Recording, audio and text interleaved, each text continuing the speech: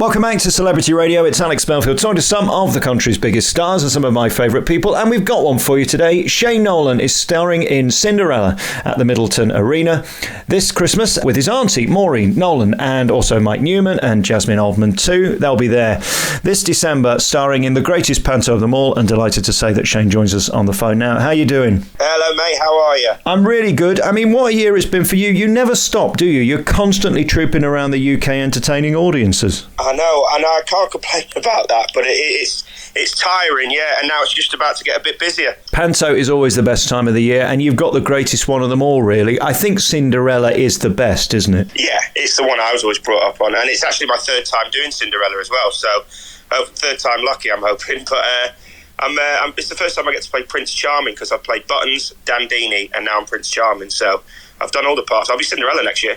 Considering your face, it's quite remarkable, really. Were you glad when you got the gig? Yeah, you'd be thinking Ugly Sister. I know your game. Yeah. Yes, that's the next role for you, isn't it, really? Would you consider a frock? You know what? I'd give it a go. I'd give anything a go. I always said I'd try anything once, Alex. But, if there's a cheque at the end of it, who could blame you? Yeah. Oh, good money, I'll play an Ugly Sister, no danger. But no, I'm actually really looking forward to it. And do you know what? I'm actually in it a lot for Prince Charming. I thought I'd come on, fall in love with Cinderella, she loses a slipper, I come back on, fall back in love with her, and that's me done. I'm in it a lot. So I'm actually really, really looking forward to it. It's a great cast, and I've got some dodgy Nolan bird in it with me again, so it should be good. How does it work working with family? Because, of course, this is something you're very used to, but they always say never work with children or animals or family, because the trouble with family is they tell you what they think, don't they? Yeah, I've been lucky, because obviously I've worked with my dad back in High Wycombe. It was different, because we both try and try and outdo each other being funny. So that was tough. Working with my mum was a dream, because we're like best friends. A couple of years ago in Bradford, that was a dream. So this year I'm doing it with my auntie Maureen Nolan, and don't tell the others, but she's my favourite, so it should be all right. I love that panto you did in Bradford, and it was so beautiful. And again, this story is really one of heart and hope. And what I love about what they do at your production company, it's all positive and uplifting and affordable. This is really important to say, that people can afford to come and see you, because some of these pantos now, if you want to go to the Palladium, they're knocking 200 quid. It's ridiculous. Yeah, absolutely. Because I've had friends come, oh mate, can I get tickets for other shows I've been in? And you do try now, because I know a lot of my mates got kids now, and for them to come see me in a show, it's over 100 quid. But for this, it's really affordable. I think it's £12 a ticket. I think it might go up a tiny bit at weekends, but I think it's really affordable, and it's still just as long as most big shows that you're going to see. And the script's brilliant, and the casts are even better. So it should be you should have a really good time when you come see it. I'm hoping, fingers crossed. Do we get to hear you sing? Yeah, I've got about 3 songs in this one, maybe 4, I think. So I've got a couple of solos, and about time, because the last one I was in, I didn't even sing. So their loss. I mean, this is really what you're known as, and we've seen you over the last few years. You've got this reputation of going out with your band and putting on these fantastic concerts. People love to see an old school entertainer doing modern material, and that's really where you found your niche, isn't it? Yeah, I love it. Do you know what? And what's funny is we've just got 132 gigs booked for next year already, and it's not even the end of November. And I've got a newfound love for it. I enjoy it, and I started my trade as a blue coat at Pontins, like my old man did, like many others did as well. And I think it's the best training in the world. But I think many people can just go out there and sing. It's being able to talk to a crowd in between songs, I find, is the hardest thing. And if someone can do that and entertain me, then I absolutely adore it, and I love it. And that's where I've learned my trade and craft. So I can't knock it. You spend your life schlepping across the country, whether you're in Cornwall 1 minute and Glasgow the next. There you are in the van with the lads. This, of course, means you can be in one place for the whole month. That must be lovely, that you've got your own dressing room and you've got your own show, and somebody else has to worry about the lights and the sound and all that. Panto must be a thrill for someone like you. Yeah, and especially it's Middleton as well. It's literally 30 minutes from my house, so I don't have to, I don't have to get digs or anything like that. But I will say this: I'm still gigging with the lads on a Friday, Saturday. So I'm coming off stage at like 9:30, and then I'm on stage with the lads at about 11 o'clock in Warrington. So, I'm still making sure they can earn some dough as well. But no, I'm really looking forward to it. I'm going to be shattered. I'm taking January off. It's already booked off. How do you cope with the neurosis of coughs and colds and sneezes, and the fact that hundreds of people are going to be looking at you every day? Do you get neurotic about that, or do you have to go, que sera, what will be, will be? Yeah, I think I've learned to just get on with it, to be honest, because I've had, like I say, I work all year round, and I do get coughs and I do get colds and whatnot, and you just have to I can moan and, until the cows come home, but it's something that just goes on. You just have to get on with it. I'm not one of those, when someone gets a cough in the cast and someone can't be around that person. I've seen it in casts and different shows. It's like, I'll just get on with it. Or just have a vodka before you go on. That's how I find to do it. Yeah, be heavily medicated, especially for those 10 a.m.s. I think you said earlier, I think this must be a blotch in the contract. It can't be true. They're doing 10 a.m. shows for Cinderella. This is ludicrous. Yeah, I quite like it though, mate. So midweek, I think it's 10 o'clock and 1 o'clock shows. Wow. Schools. But you're done for 3 o'clock. I get it, but I don't get up till 10:30, so I'd missed the first half of the first half. That's 10, mate. I've not seen before midday for about 3 years. So it's going to be a wake-up call to me. But I think I'll enjoy that. I think I really will. Especially we open on my birthday. I'm 31 on the 2nd. And we'll be done for 3 o'clock, so I can go for a nice meal with the family, so it'll be nice.